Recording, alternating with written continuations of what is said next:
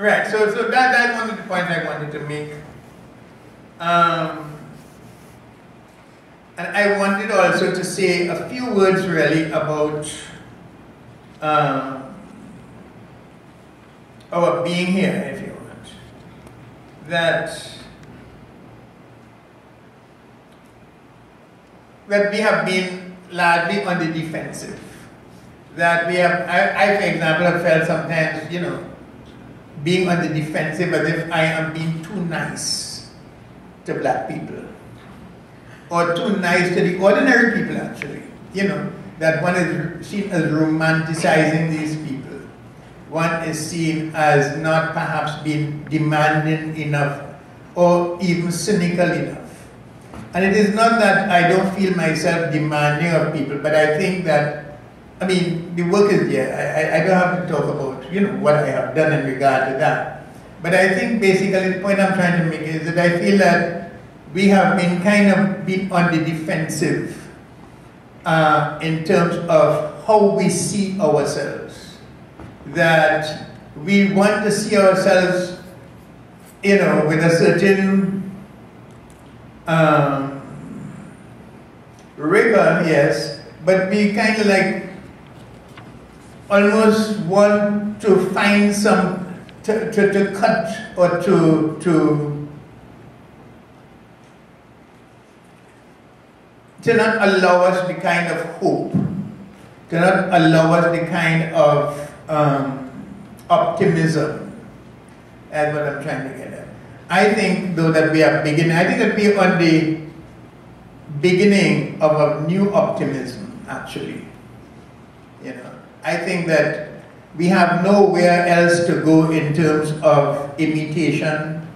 I don't know that the world itself is showing up any grand set of ideas that we should follow, you know. I think that increasingly we're going to have to depend on ourselves. And we're going to have to look back at what we have done, at our experience. And I think it is in that experience, which is already with us, that we have to guard. We have to guard this, what I said, the aesthetic of possibility. One of those areas is, for example, if one takes as expressing that as carnival, right? I know we have been presented with carnival as a festival that we just jump up and wind down the place, and we do that too, you know. But I think that there is more than that. I think that we have a situation where people show each other their best selves, where we almost mandated to show each other our better selves. And we are driven to do that both by the words coming out of the Calypsonians, who insist, hold on to your man, if you love him, don't ask me why. See him in the band when he jump in, so you go cry, you know, or you go cry. Right. And there are a number of songs in which people sing every year, affirming again that we are brothers and sisters, that this is a human thing, that all are we is one. It is not something that is realized in real life, but it is something that is proposed. Every year it is proposed. Every year we are reminded that we're not savages, that we're people. You know, and so we have that sense of carnival as doing that, of helping us to show our better self.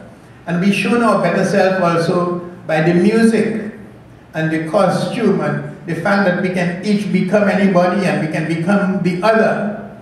We also show the better self too by the sense of the erotic, the idea of the erotic, the idea that everybody is beautiful, you know, across race or class. And so we have a lot in that regard to look to develop as an aesthetic that says, okay, it is possible for us to be people. It's possible for us to be another kind of people or to be real people, you know. And I think that this is something that we can build upon.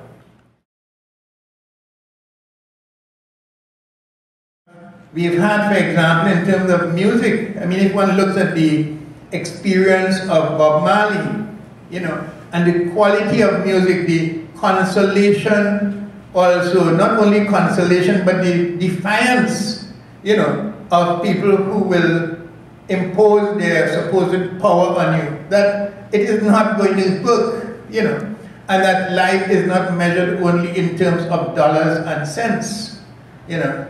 And of course the dollar is very important, but I think that there is something else here. And this something else is very important to us because it has been developed in response to quite a brutal situation. This is what was presented to say, okay, this is what I'm showing you, how to be human. And again, it is not something done only by black people, although initiated by us. I think it is something that increasingly in a society like this, we've all kind of begin to become involved in. And so it's a wonderful thing for us to begin to take forward. So, I mean, from this perspective, I think that there is, you know, the wonderful possibilities ahead. But we can't be too complacent. For example, last Carnival, I saw they had ropes around the bands, of some bands. Now, there used to be rope around the band long ago in the colonial period, when those people who didn't want to be part of the mass of the people put ropes around the band. And they had costumed guards, so to speak, belonging to the band as protecting the band. Actually, almost everybody did it in one form or the other. In some of the sailor band, they had what they call SPs or MPs, and who were imitating the American MPs. And they were very serious fellas, you know, they want to meet people in the band. They wanted to meet band members, but, you know, to keep the peace because this was a real military operation, right? So we had that sense. But at least the people in the band keeping this peace were costumed people. In our, yes, I was saying this year, I saw guards around the bands.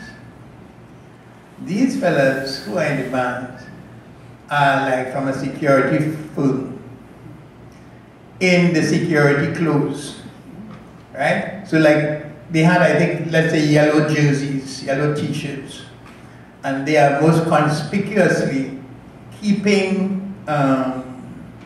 order or keeping out people from a band in which they have no part. I mean, it is so frightening.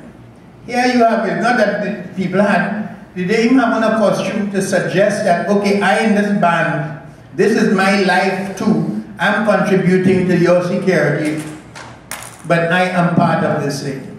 They were no part of it. And this is something that we have to guard against. We've had a lot of things in these things that we've built that have gone awry because we haven't been careful, we haven't been observant. There is the situation in which we had the institution of pushing pan, which meant that you had the bands on a stand and people who were not players, who were visitors, who were little children, whoever it was, who were taken with the music, who would now push the pans.